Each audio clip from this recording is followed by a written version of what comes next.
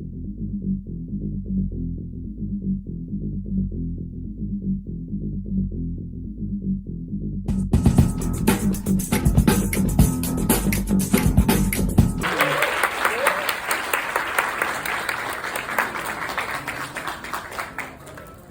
acho que está bem comigo. Os roteiristas do filme, o Murilo Hauser e o Heitor Lorega.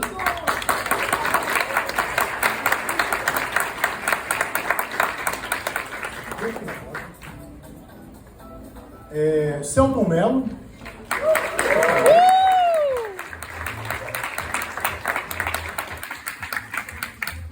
A Fernanda Torres.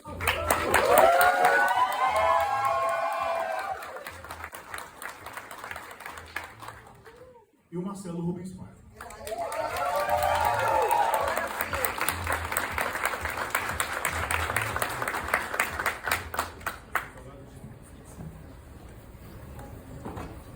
Tomar o nosso lugar.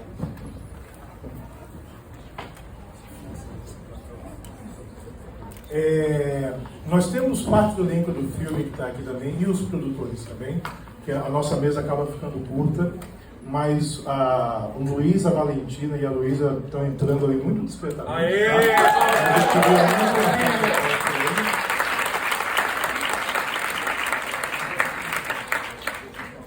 E o Rodrigo Teixeira e a Maria Calota, que são produtores do filme, que também estão ali.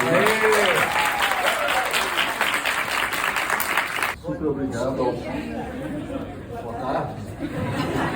É o jet lag. Vocês veem o estado do jet lag, né? Queria agradecer ao Roberto por estar conduzindo essa mesa. Nós fãs teus aqui e realmente agradecer a presença de todos.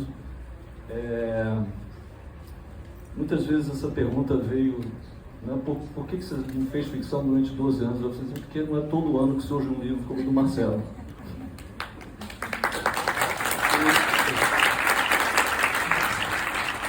Então, o ponto de partida é esse livro luminoso, né, que retraça não somente a memória da família dele, né, a memória pessoal, mas ao mesmo tempo retraça a história do Brasil ao longo de várias décadas, né? Então, essa superposição entre o pessoal e o coletivo, que sempre me interessou em cinema, no livro, foi ainda potencializado pelo fato de que nesse processo o Marcelo descobre que a mãe, né, que Eunice, tinha sido o personagem absolutamente central dessa história ao longo do tempo, mas já naquele ponto de partida. A isso se somam as memórias pessoais que eu tinha da família e da casa, porque eu tive a sorte de ser amigo aos 13 anos de Nalu, a irmã do meio do Marcelo, e acabei tendo a possibilidade de conhecer a casa que está no meio, que está no centro, né, no coração do filme.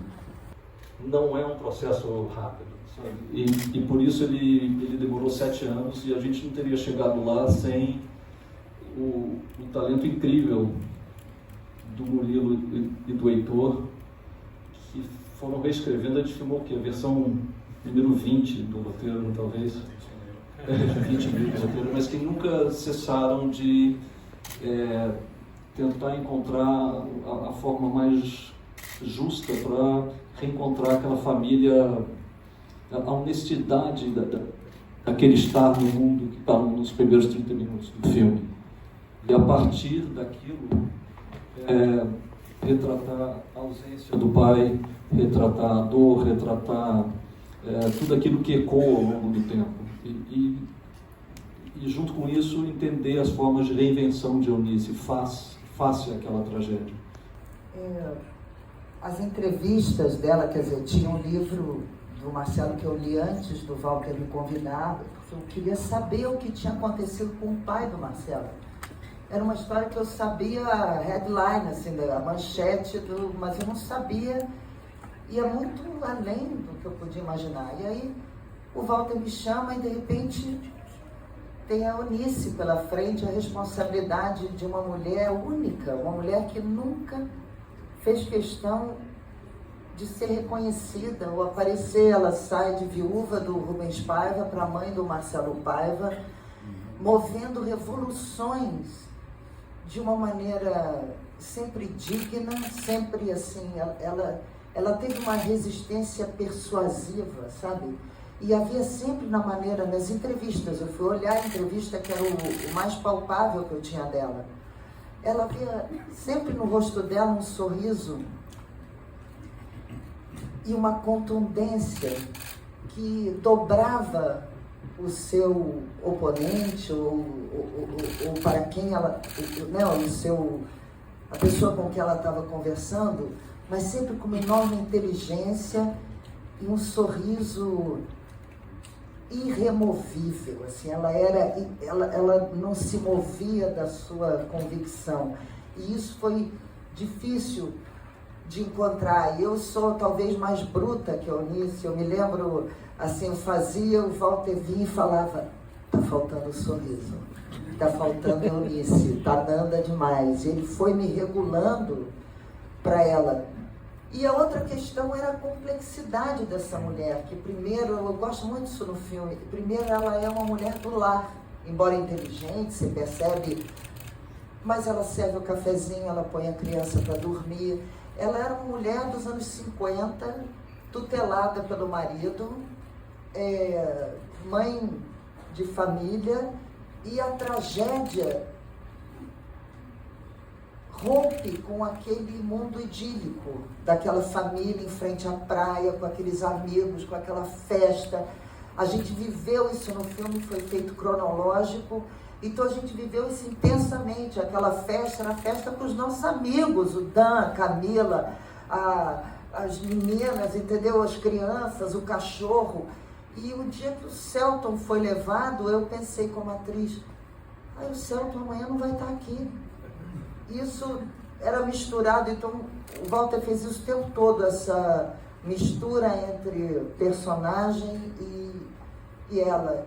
E por fim, vou terminar, as contradições da Eunice. Assim, o Estado impõe a ela um silêncio, uma não resposta sobre a morte do marido, e ela faz o mesmo com os filhos de outra maneira, mas ela se mantém em silêncio. Eu acho que para preservar a inocência dos filhos, porque era um ato tão arbitrário, tão injusto, então, como explicar isso para crianças de 9 a 18?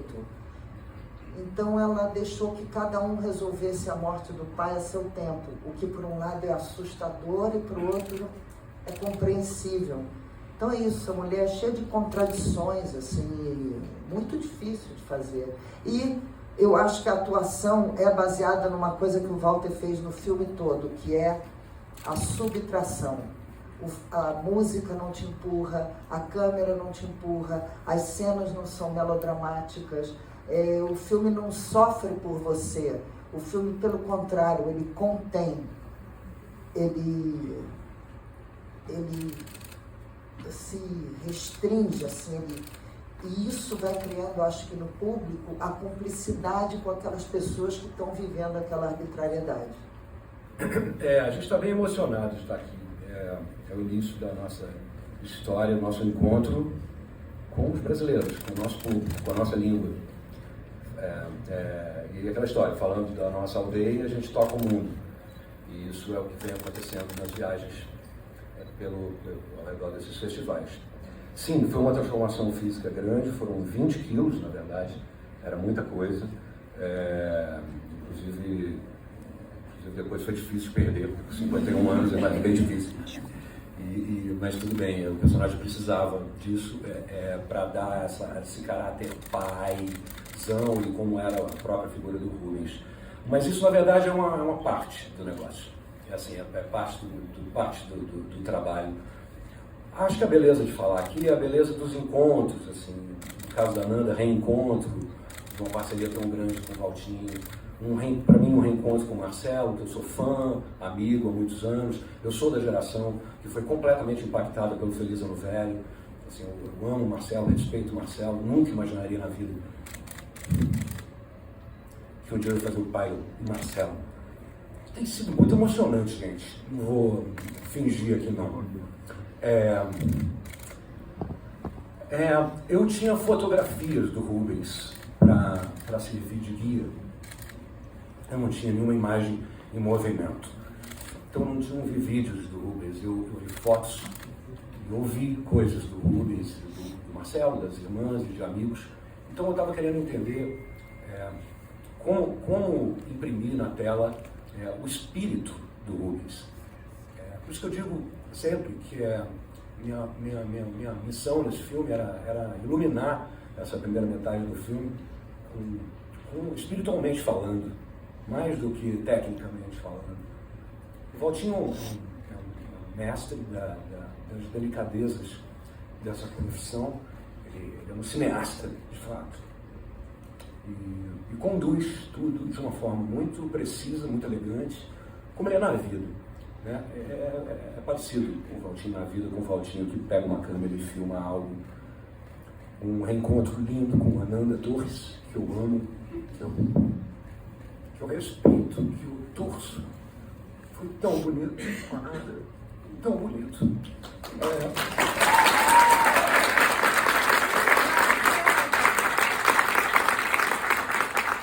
E por fim, só dizer, por isso é tudo tão forte esse trabalho. É um filme sobre memória, e a gente tem no fim desse filme a Fernanda Montenegro com Alzheimer. E foi assim que eu perdi minha mãe também, não há muito tempo. Então, começa com uma viagem muito pessoal, do Valtinho, visitando esse lugar que ele viveu. Mas aos poucos esse filme também foi se tornando nosso, foi se tornando uma grande viagem interna para todos nós. Vocês desculpem, mas tá muito emocionante ver tudo isso.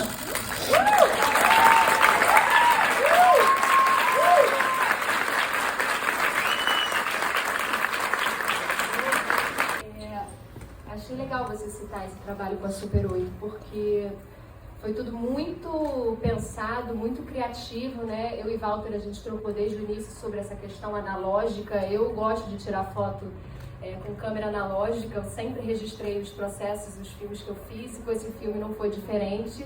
A gente começou as filmagens em Londres, filmando as imagens da Veroca quando ela vai para lá e manda para a família esse vídeo. E eu achei muito legal, porque o Tegido, nosso fotógrafo, filmava com a câmera, mas o Walter deixava eu filmar também, né? Então tem muita coisa assim, muito intuitiva minha, assim, que se mistura muito com essa personagem. E eu acho, a Veroca, eu acho que ela é o símbolo da juventude desse filme, né? O filme, essa questão toda da violência e tudo, e da militância e da música, eu acho que começa com ela ali nos seus 18 anos, né? Então foi um processo muito coletivo de Super 8 também, todo mundo pegava na câmera, e eu acho que essa mistura ficou muito linda, assim, e ficou muito sincera, muito real, porque a câmera estava à disposição, assim, né? A gente tinha essa liberdade de poder pegar e filmar, então a gente filmou até nos ensaios, por exemplo.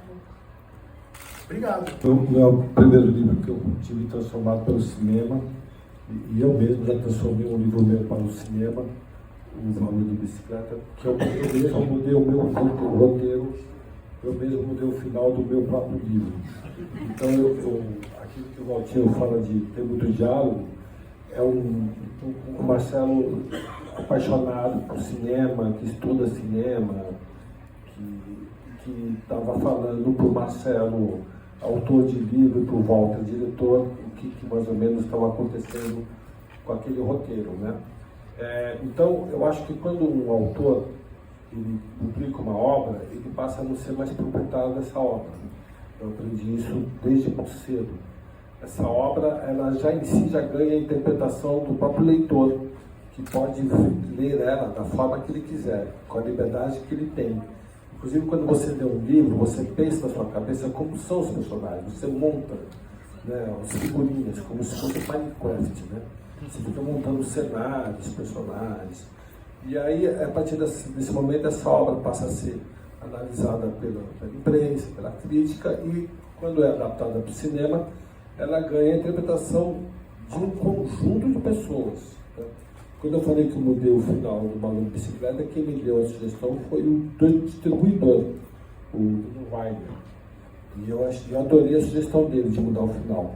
Então passa a ter um conjunto de pessoas debruçados em cima da sua obra. Eu tive a sorte de ter uma pessoa especial com uma sensibilidade aflorada, que conhecia muito bem a história e que eu sabia que teria um respeito absoluto pela história, porque é da história da minha mãe, diferentemente do Filhos do Velho, que era a minha história. Dessa vez era uma história de uma mulher que ainda estava viva quando começou o processo. E eu sabia que o Walter ia ter um carinho e um respeito completo por ela.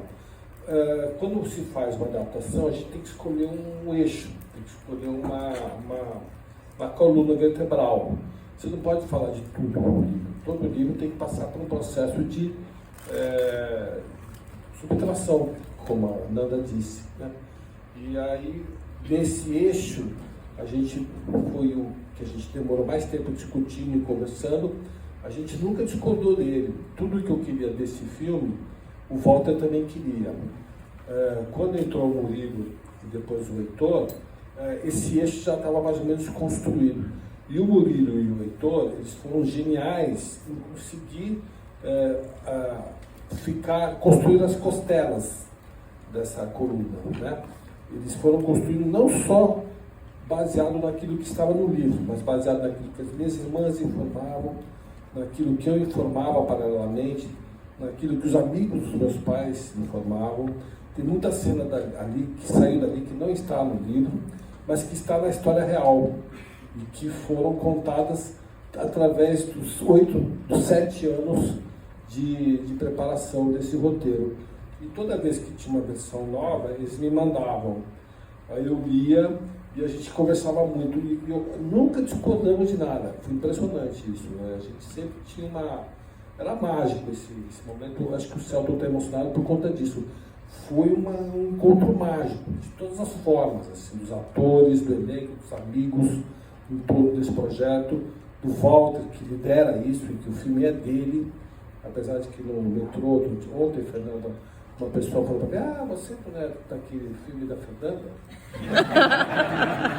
Então hoje vai ser estreia do filme da Fernanda. Esse cara está certo. Mas é do Walter o filme.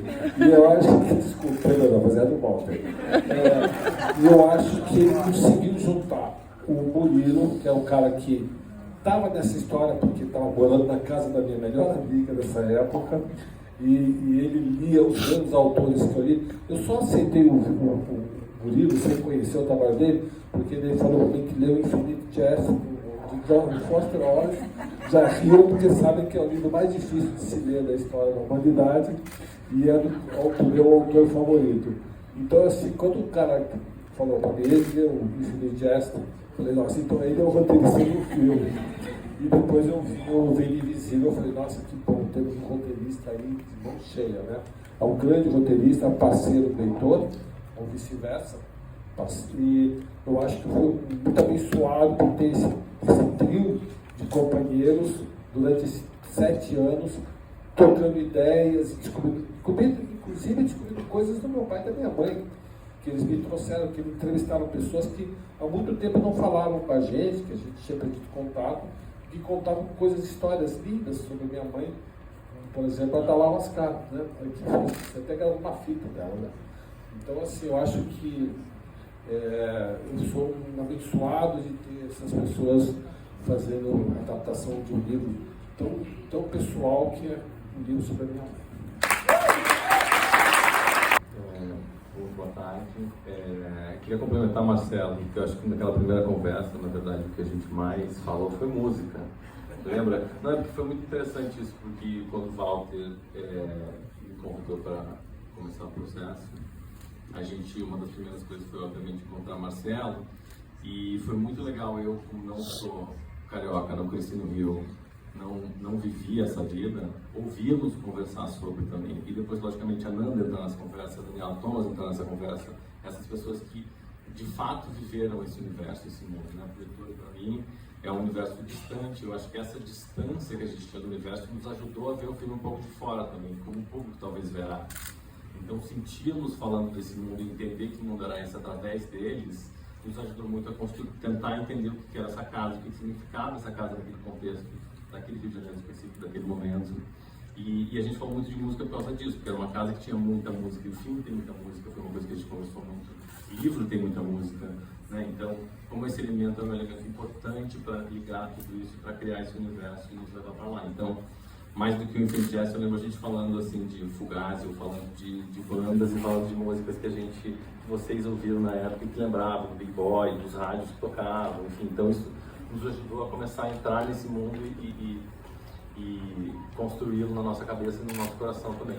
Sobre a adaptação, eu queria falar muito rapidamente, mas eu acho que uma coisa interessante para complementar também o que o Marcelo falou, é que tem uma grande diferença entre o livro e o filme, que é o fato do protagonismo, né? Porque no protagonismo, o protagonismo do livro é o Marcelo, né? As memórias são dele, mas que seja um retrato da mãe e do pai, logicamente, o ponto de vista é do Marcelo, então é um livro muito pessoal dele. E tanto que várias partes do livro são sobre, né, a sua jornada também com o pai, com filhos, enfim, essa memória que atravessa. E quando a gente tomou essa decisão que Eunice era a protagonista do filme, diferente do livro, isso que nos fez expandir muito esse círculo de pessoas com quem a gente conversou para ter outros relatos de Eunice, né? Então, não só dentro daquela casa, mas fora da casa. Inclusive, queria mandar um beijo para a Manuela Carneiro da Cunha, que eu vi que está aqui na plateia. Foi fundamental.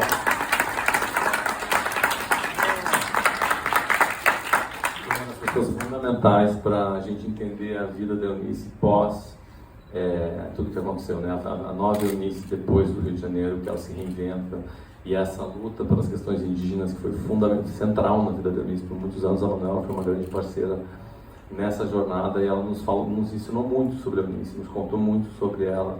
E é muito interessante que os relatos de Eunice, eles eram todos muito próximos, assim, e as pessoas, ela era uma mulher realmente muito íntegra, né? Assim, ela tinha uma personalidade assim, muito consolidada. Então, foi muito lindo juntando essas 1000 Eunices que trouxeram pra gente, com Nanda, para essa Eunice do filme, assim, mas expandir o mundo além do universo todo que o Marcelo trouxe no livro, de todas as memórias que ele trouxe, que a família trouxe, mas esse mundo além da casa, e que conviveu com a Eunice. Isso foi fundamental para achá-la no filme e entender, porque como a Nanda disse, ela é uma mulher única, né, bastante imprevisível, assim, na maneira como ela lida com o emocional e com a família.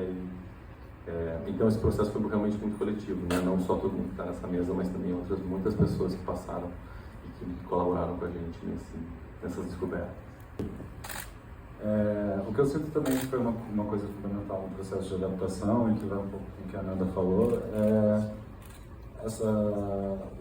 a forma de direção do Walter, que realmente é muito baseada na subtração. Então a gente ia coletando um pouco essas histórias e essas narrativas sobre a Eunice e trazendo diferentes opções, diferentes formas e diferentes conexões entre elas, e o Walter sempre ia limpando elas, assim, né, pra gente chegar no mais puro dessa narrativa, assim, né, como a gente consegue contar mais com o mínimo possível, que eu acho que é o que acaba transformando o filme numa narrativa muito universal, né, como a gente está vendo agora, como as pessoas estão recebendo e tal.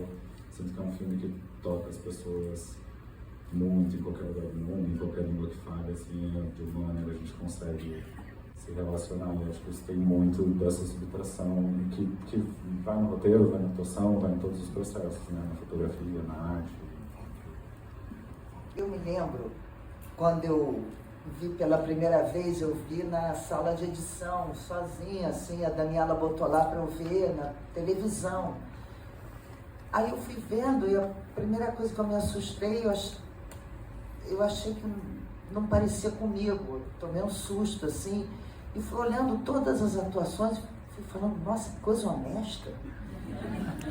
Porra, coisa tão honesta, essa reação tão honesta.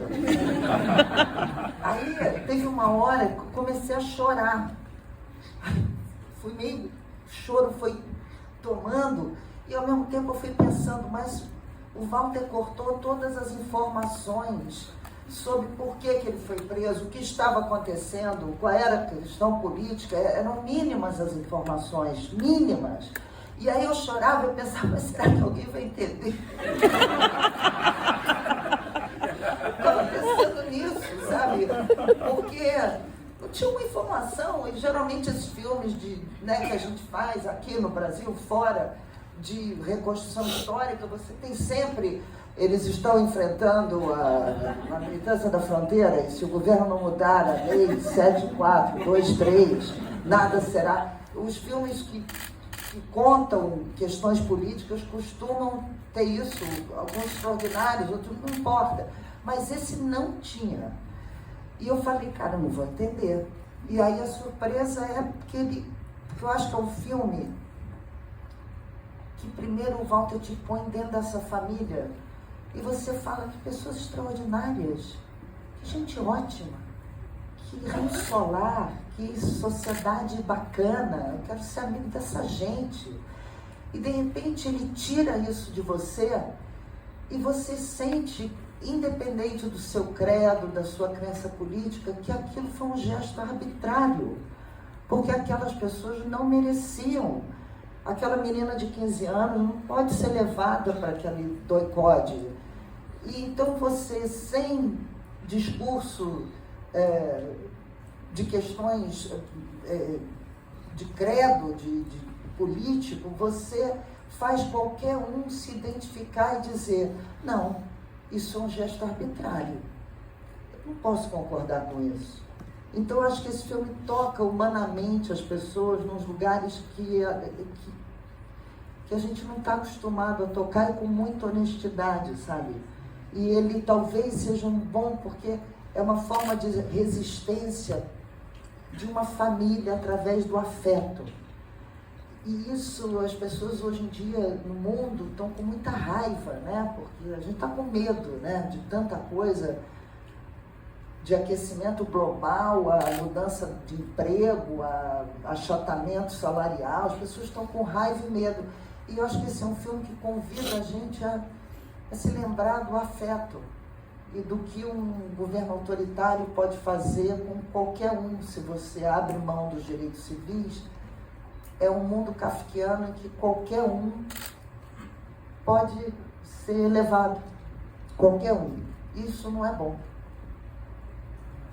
Tem também uma celebração do cinema mesmo, do cinema em si. O Walter é um devoto assim, do cinema, isso é uma coisa tão apaixonante. A gente filmou em 35mm, anos que não filmava em película, assim, e não foi por um capricho, foi porque precisava de vida naquele celuloide, para imprimir essa vida que a gente estava construindo. Então, assim, na era do streaming, na era das redes sociais, onde tudo é cortado e fragmentado, e você pula um comercial de 5 segundos, e aí você conta uma história, com o tempo dela, com o tempo interno que ela deve ter. E no cinema, é um filme de cinema.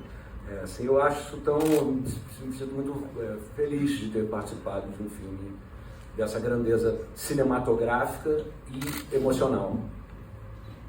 Porque em Veneza tem um governo fascista, né? As pessoas estão muito assustadas, como disse a Fernanda. Estava lendo a Piauí, e a Piauí esse mês, a capa é uma chama, e todas as matérias são terríveis. Não é uma matéria legal, é tudo. Você fica, meu Deus. E as notícias nunca são boas, né? Aliás, hoje à noite parece que vai ter São Paulo parece que vai. Eu fiquei com medo hoje de ser morto por uma árvore. Eu nunca imaginei, mas ia ser engraçado, a cadeira de rodas, uma árvore em cima. Assim, Camilo foi atropelado e Marcelo Paga foi morto por uma árvore. Um pouquinho, vai marcar a cabeça. Então, as notícias são terríveis. E eu acho que esse filme, complementando o que o Celto falou, ele não é só uma homenagem ao cinema. Esse filme é aquele cinema que a gente estava com saudade de ver. Né? A gente está vendo que as franquias, graças a Deus, desculpe, Sony Pictures, mas algumas estão indo mal de bilheteria, não sei se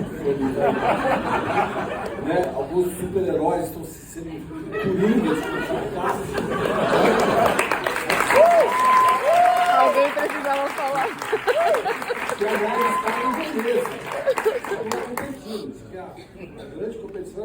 Gaga contra Fernando. Aí, o meme do Johnny Félix falando para a Lady Gaga, ele falou que filme terrível.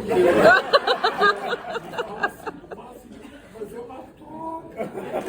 Então, assim, eu acho que, de uma certa maneira, isso é muito interessante esse movimento.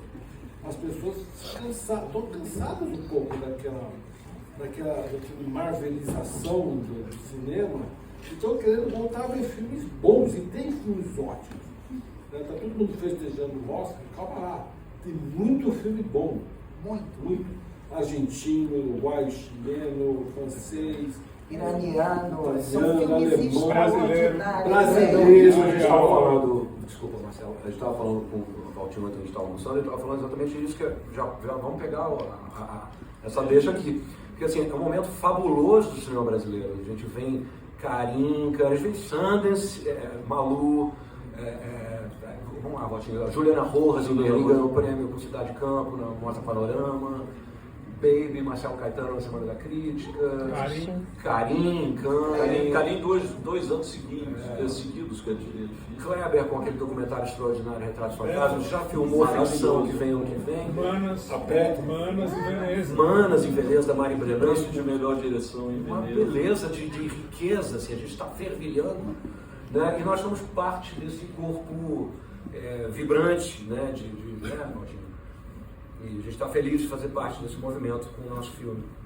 Então eu acho que vai ser um momento muito interessante eu andei também viajando com eles, quando eu voltei ao Brasil eu fiquei um pouco assustado de ver as pessoas me reconhecendo na rua. O cara ganhou Cannes! E assim, de ver como o popular está comentando esse filme. É uma coisa rara, né, do cinema nacional. Fazia tempo que eu não vi o cinema brasileiro chegar a esse público mais amplo. E não só, quer dizer, em Londres tinha quantas pessoas? 2.800 pessoas naquela sala, não? 2.200. 2.200. Em Nova York, todas as salas lotadas. Em Veneza, todas as salas lotadas. Em Toronto, todas as salas lotadas. Quer dizer, você pensa, meu Deus, o que está acontecendo? Eu acho que as pessoas estão com saudades de ver um filme humanos, uma família, um drama humano que toca as pessoas. Fazia tempo que a gente não entregava isso para as pessoas. Eu acho que isso está fazendo. Agora eu vou abrir um parênteses emocional. Eu fico muito feliz de saber que o Eunice Paiva está proporcionando isso para as pessoas, para o mundo todo. Naquela casa acabou informando o início do filme, portado por aquela câmera na mão que vai de um grupo para o outro, a fluidez inicial do filme e a luz do filme está toda marcada por aquilo. O que eu não conhecia é o depois, porque um dia a gente chegou, a casa estava fechada. Então essa casa é aquela que teve que ser imaginada, e aí entra toda a subtração, né? Porque a gente subtrai luz, né? A partir do momento que eles fecharam as portas e janelas. A partir desse momento também o som vai sendo abafado. A música, que é tão presente no início do filme, cessa, né? E uma ditadura afeta uma outra coisa, que é a linguagem. As pessoas não podem se dizer mais abertamente aquilo que estão pensando.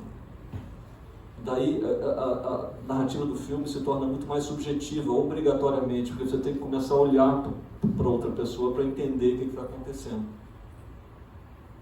Então, é nesse momento realmente que você começa a pensar em como retratar aquilo que eu não conheci pessoalmente naquela casa, não, Biratã, que é a ausência, uma latência praticamente, né?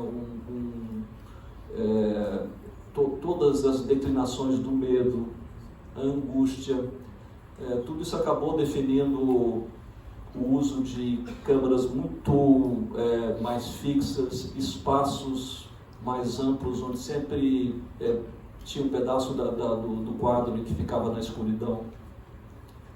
A linguagem se transforma totalmente a partir daquele momento, para depois ser reinventada, quando a gente pula 25 anos para frente, aí algo daquela luminosidade inicial volta, E volta uma coisa que eu acho que é importante no filme também, e aí volta uma memória mais presente. Quando a gente se reencontrou muito por causa do filme, eu me lembrei que aqueles jantares que tinha na tua casa, nos anos 69, 70, 71, eu via nas reuniões de família na casa da Veroca, por exemplo. Daí as duas cenas em torno da mesa, no início do filme.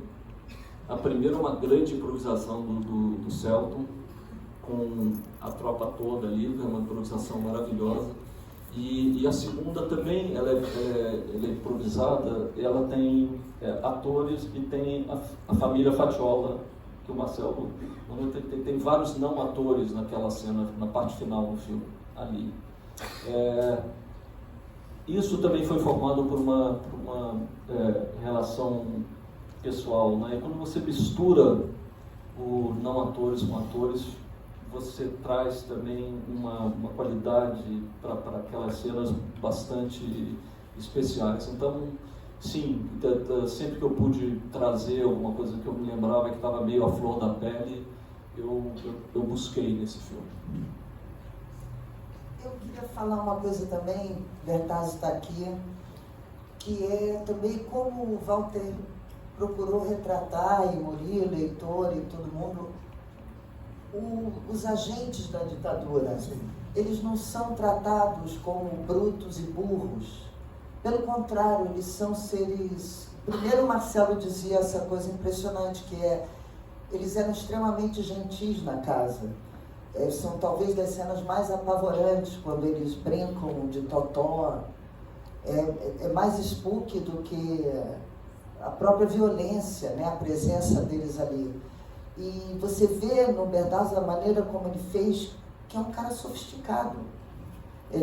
Você não está lidando com uma brutalidade burra. E depois, o Laurino, o interrogatório dela ali, ele é um ator também sofisticadíssimo. Você percebe que eles têm uma ideologia e que eles têm um propósito e uma crença.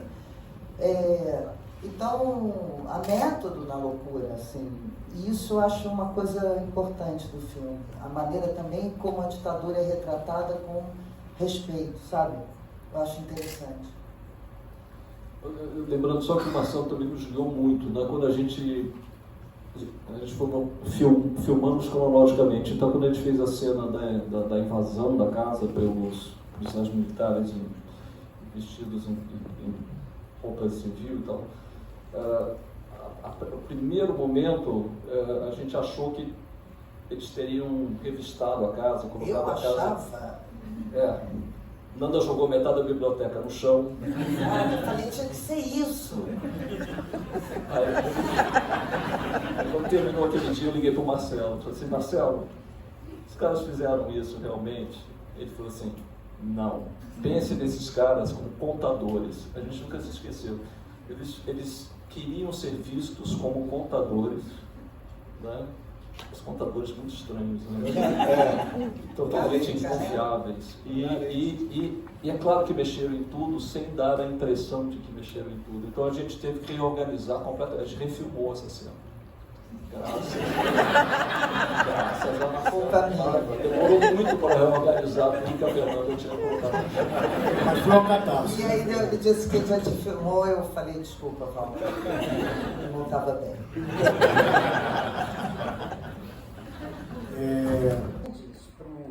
O tal do Oscar, né, que parece ser a fronteira final que nós teremos que atingir, ou nós teremos...